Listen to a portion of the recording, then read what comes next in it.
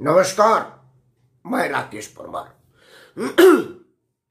मित्र, वैसे आज तो सबसे बड़ा जो जरूरी बात था आपसे करने की वो ये था कि हमारे देश में चिकित्सा क्रांति इतनी जोर पर है, इतनी तेजी से है कि कल का फ्रैक्चर आज पट्टी पर और परसों का फ्रैक्चर कल पट्टी पर और आज पैदल चलने पर तक ले आ देता है। मैं देख करके बड़ा आश्चर्यचकित और खुशी हूँ।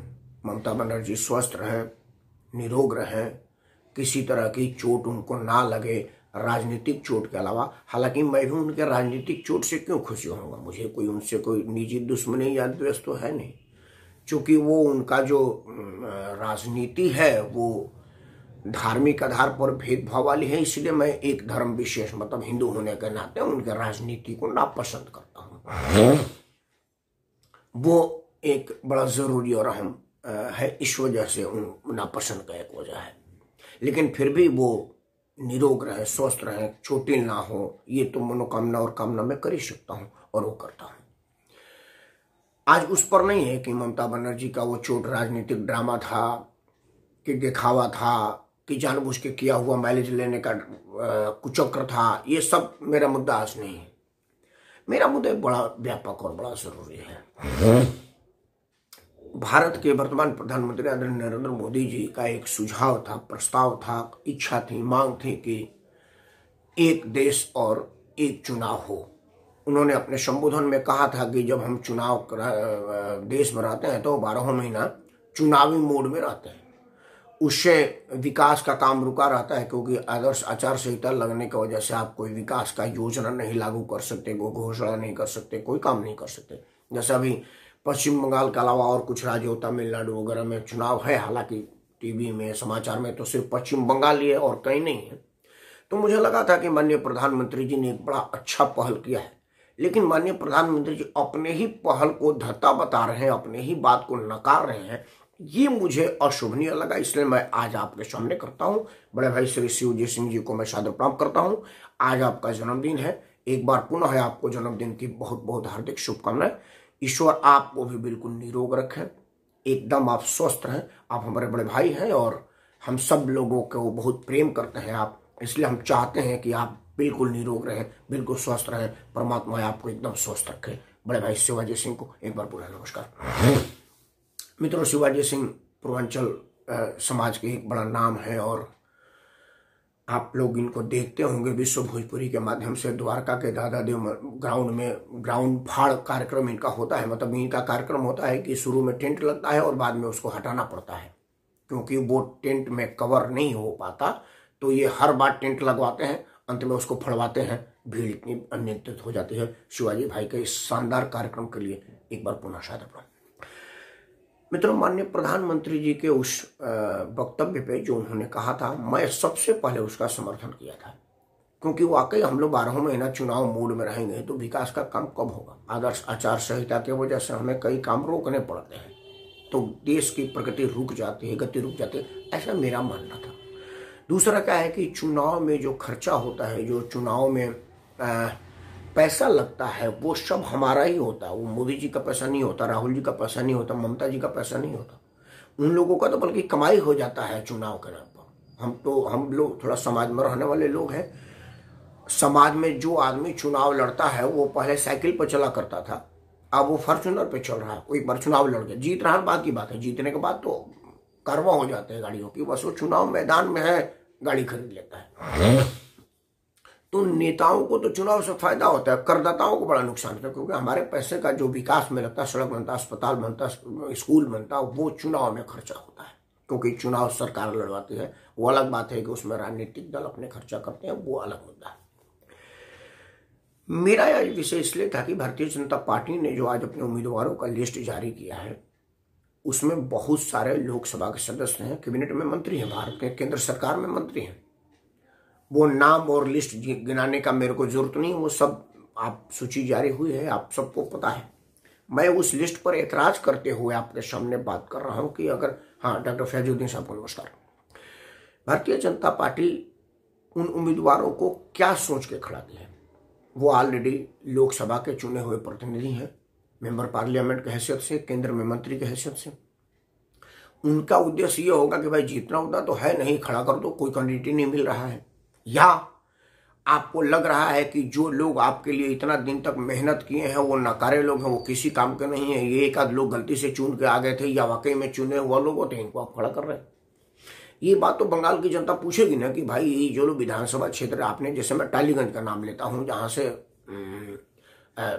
संगीत में तो उनका कोई शान ही नहीं है, बहुत अच्छे बेचारे संगीतकार हैं, उनका मैं संगीत के रूप में बड़ा प्रशंसक रहा हूँ, कैबिनेट में मंत्री भी हैं।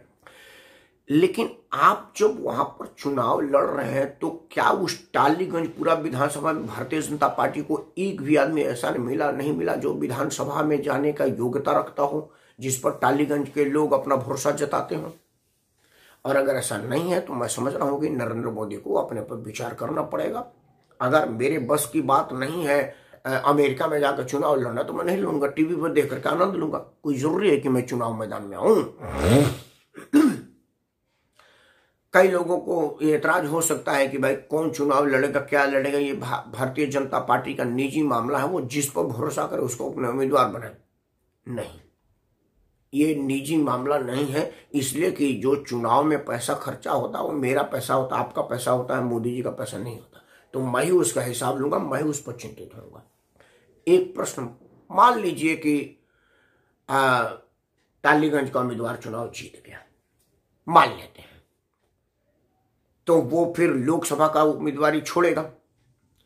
डॉक्टर साहब ने कुछ लिखा है, मैं चाहूँ एक बार पढ़ लूँ। डॉक्टर साहब बड़े विद्वान आदमी और अलीगढ़ मुस्लिम यूनिवर्सिटी के जैसे प्रतिष्ठित विश्वविद्यालय में आपने बड़े प्रतिष्ठित सीटों पर से अभी अभी अवकाश लिया है, तो आपने जो मार्गदर्शन दिया होगा मैं समझ रहा हूँ कि वो मेरे लिए बड़ा श्रेयस्कर होगा, मेरे लिए फायदेमंद होगा। आप सब कभी इससे फायदा उठाए। मैं पढ़ता हूँ, डॉक्टर साहब ने लिखा है कि सुना है कि बीजेपी को बंगाल में उम्मीदवार नहीं मिल पा रहा है।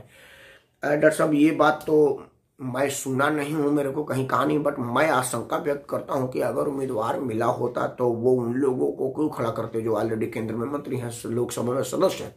यही आशंका तो मैं व्यक्त कर रहा हूं, इसी आज का मुद्दा ही यही है। आपको भी कुछ लग रहा हो मेरे को बताइए।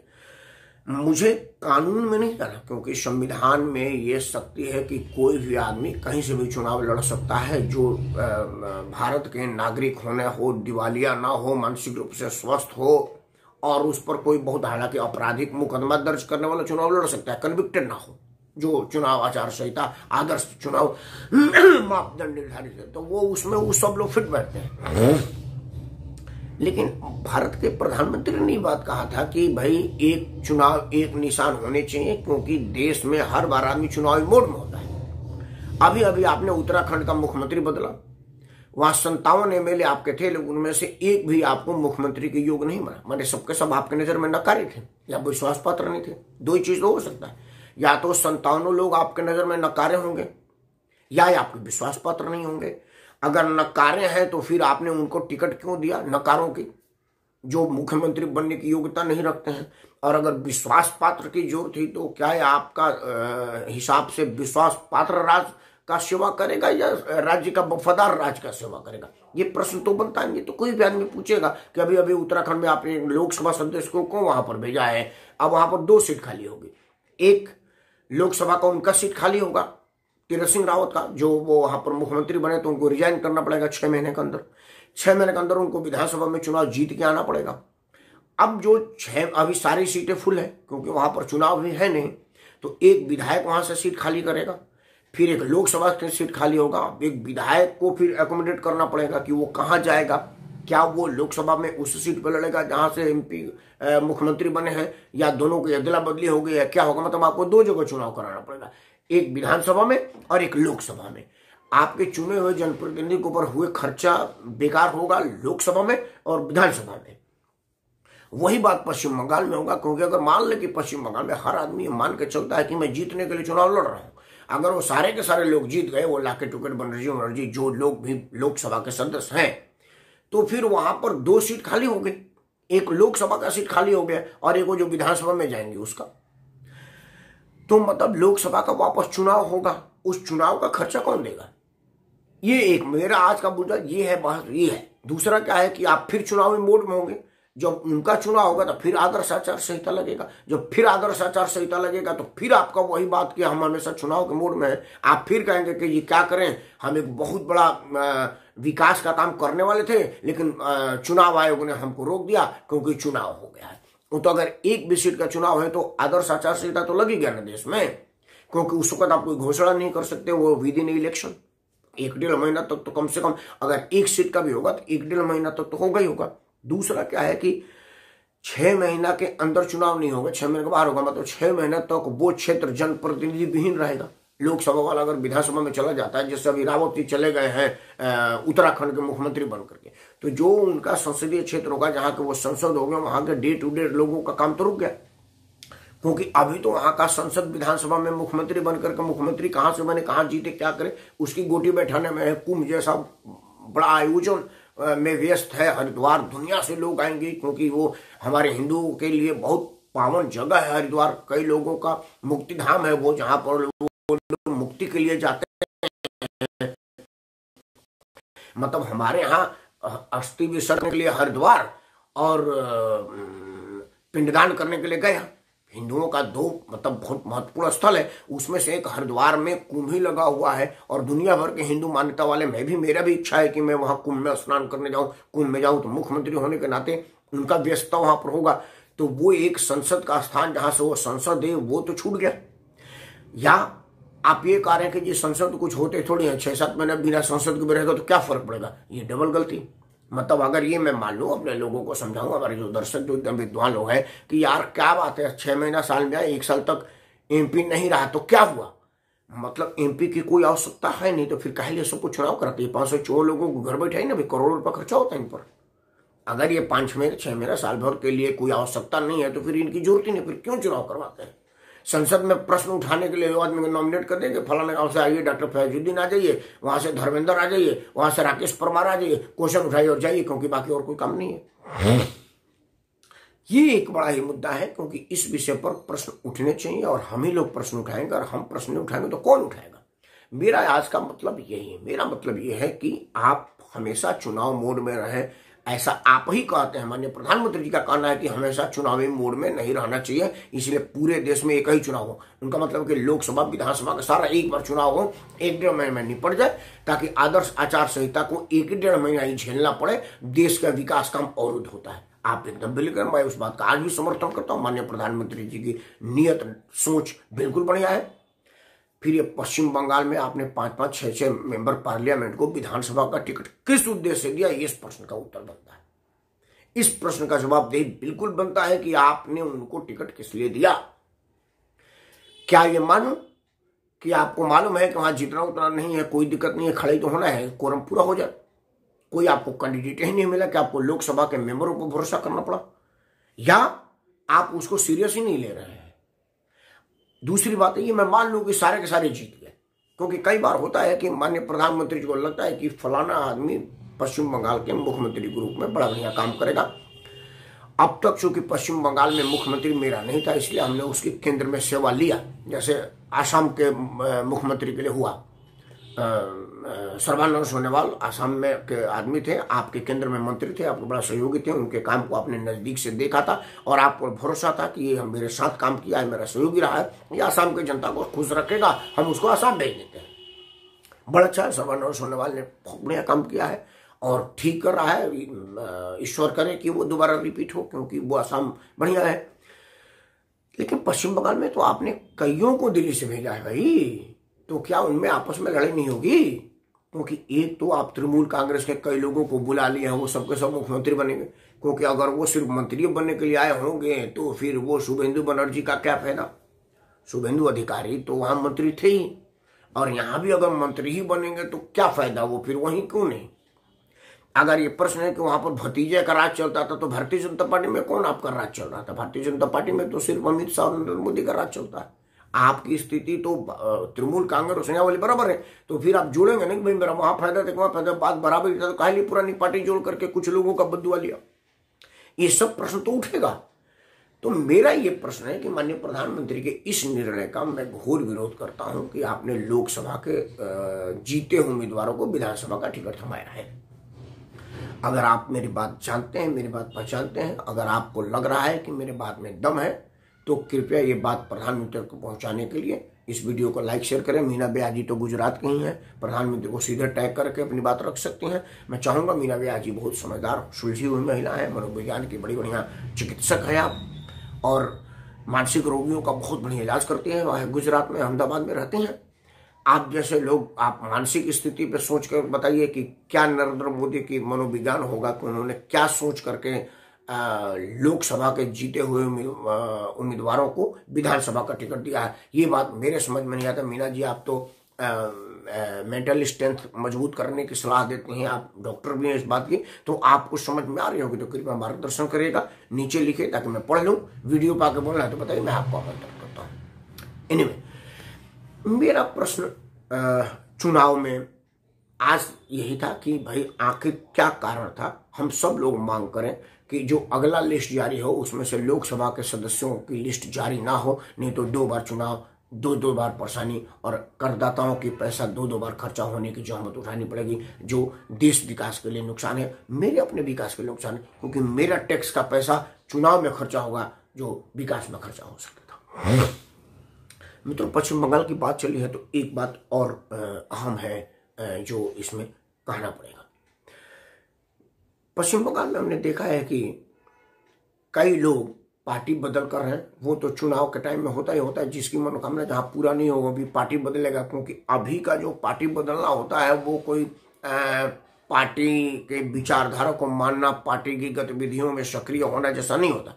जैसे बड़े नेता कहते हैं कि अगर आपको मेरे पार्टी की नीतियों में समर्थन विश्वास है तो आप मेरा आ सकते हैं। अगर उनको आपके नीतियों में विश्वास होता तो पहले उनमें जाते क्यों? क्योंकि आपकी नीति में तो कोई तब्दीली आई नहीं है, आपकी नीति वही है। तो वो चुनाव के 4 दिन पहले छोड़ा है तो कोई रात में कायाकल्प थोड़े हो गया। वो होता है कि उसको टिकट नहीं मिला इसलिए आया है। अभी आपने देखा ना, पश्चिम बंगाल में 2 बड़े नेता छोड़ दिए क्योंकि उनको टिकट नहीं मिला। वही होता है। तो उसमें तो उस पर मैं चर्चा नहीं करूं, बट एक चर्चा मेरा बनता है। पश्चिम बंगाल में दोनों ही पार्टियां, क्योंकि नरेंद्र मोदी और ममता बनर्जी दोनों की आपसी मिली भगत और साजिश से ये जरूर हुआ है कि लड़ाई ममता बनर्जी प्लस नरेंद्र मोदी हो गया है, बाकी कोई नहीं। ये तो उन लोगों ने अपने अपने उससे कर दिया है।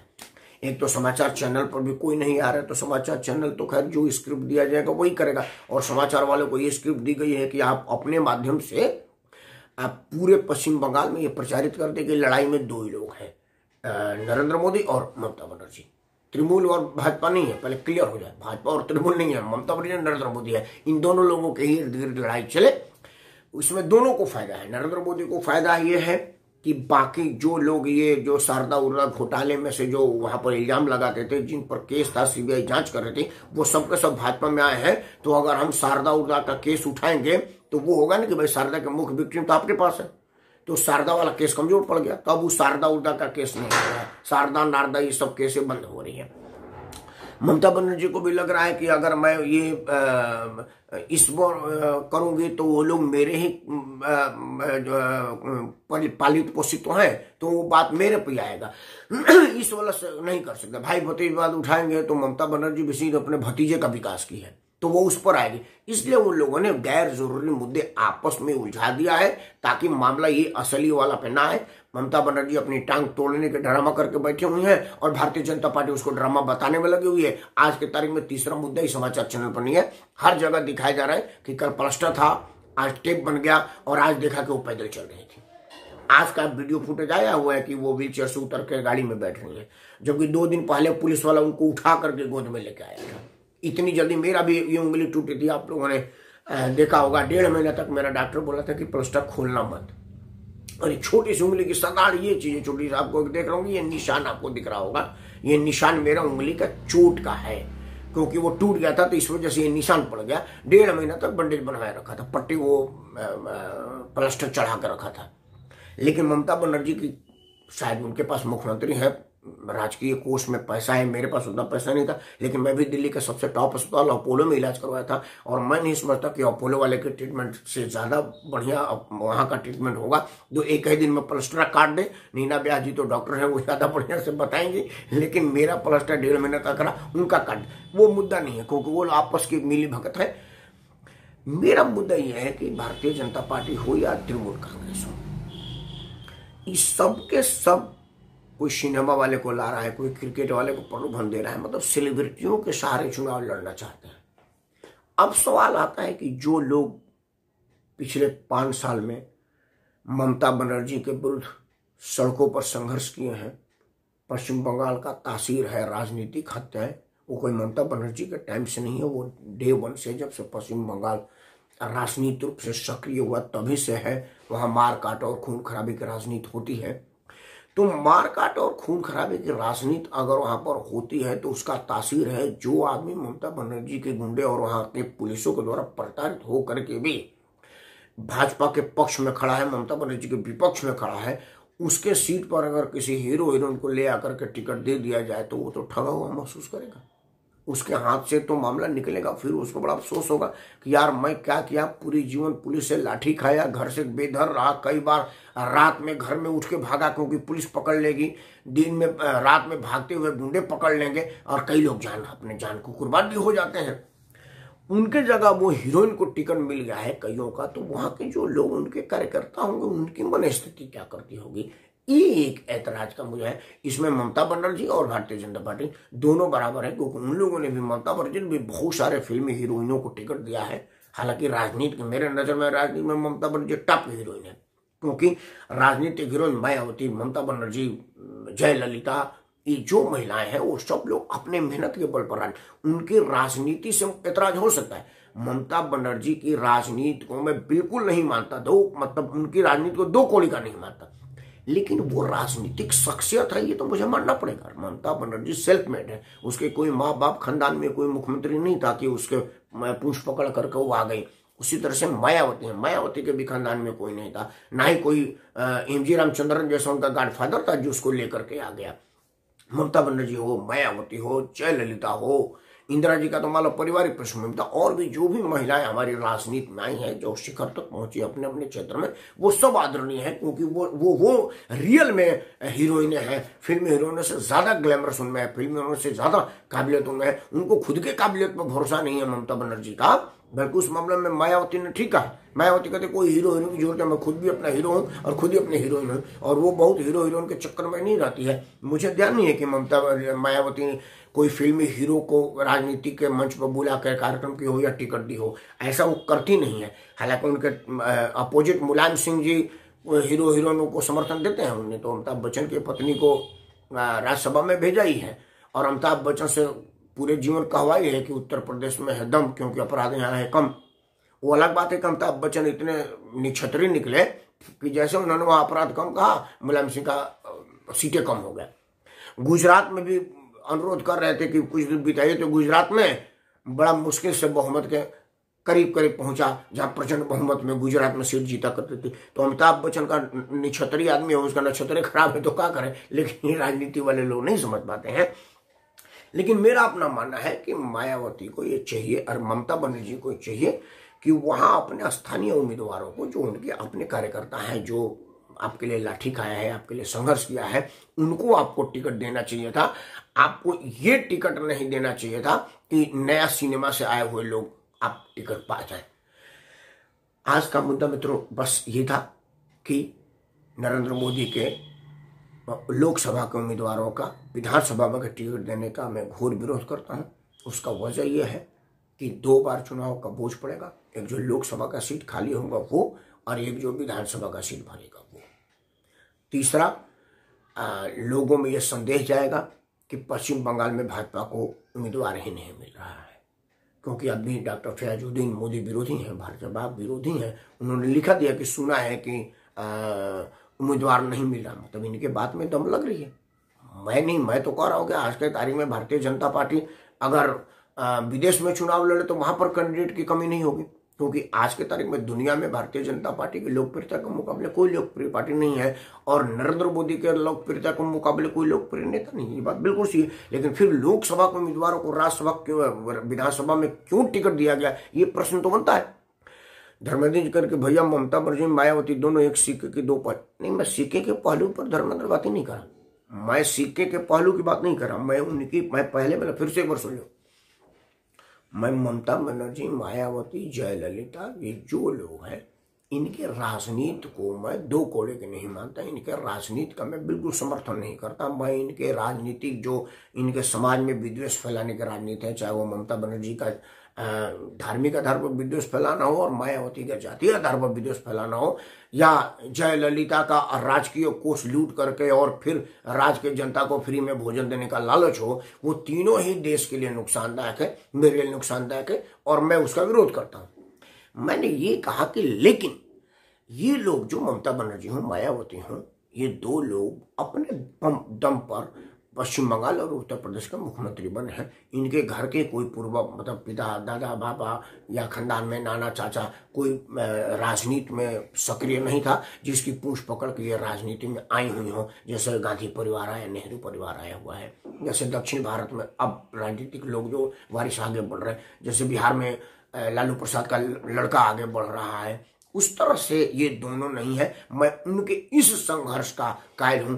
और धर्मेंद्र, तुम्हें मानना पड़ेगा, राजनीतिक विरोध हो सकता है, वो मेरा भी विरोध है, मैं भी लोगों का राजनीति पसंद नहीं करता, लेकिन ममता बनर्जी मुख्यमंत्री सीट तक पहुंची, वो अपने दम पर पहुंची, ये तो आपको मानना पड़ेगा। ये तो आदमी काट ही नहीं सकता। मायावती मुख्यमंत्री के सीट पर पहुंचे तो उसका खुद का मेहनत है, ये तो मानना पड़ेगा, क्योंकि परिवार में कोई इनके मुख्यमंत्री प्रधानमंत्री तो था नहीं। मैं इस बात की कह रहा हूं कि ममता बनर्जी स्वयं में राजनीतिक हीरोइन है, उसको किसी की जरूरत नहीं है, उसका नाम बोल रहा है, उसका काम बोल रहा है, उसको अपने दम पर टिकट बांटनी चाहिए थी।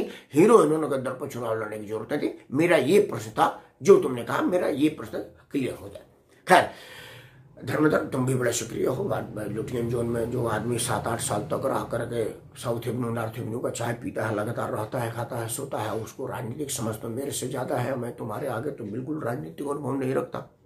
तुम तो संसद के निजी सहायक हो, संसद के बाहर से लेकर के संसद के अंदर तक की गतिविधियों से वाकिफ हो। हम तो टीवी पर ही संसद देखते हैं, तुम तो अंदर से संसद देखते हो। तभी मेरे प्रश्न को तुम बढ़िया से समझोगे कि नरेंद्र मोदी लोकसभा के उम्मीदवारों को विधानसभा का टिकट दिए हैं, इसमें उनकी जरूर बदनामी होगी। लोग प्रश्न पूछेंगे कि क्या उस पूरे विधानसभा में भारतीय जनता पार्टी को एक भी उम्मीदवार नहीं मिला जो चुनाव लड़ सके, इसीलिए वो दिल्ली से भेज रहे हैं, या एक भी आदमी ऐसा ही था जिस पर नरेंद्र मोदी भरोसा कर सके। ये प्रश्न तो धर्मेंद्र बनता ही है।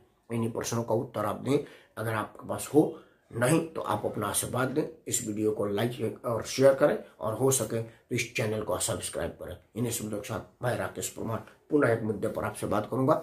कल अगर कोई बहुत बड़ा विषय नहीं हुआ तो मलिक साहब जो राजनीतिक रूप से बकवास कर रहे हैं, राज्यपाल के सीट की गरिमा को तोड़ रहे हैं, उस पर कल बोलने की विचार है। अगर कोई बड़ा मुद्दा, बड़ा इशू नहीं आया तो। तब तक शुभ रात्रि, शब्बा खैर, नमस्कार।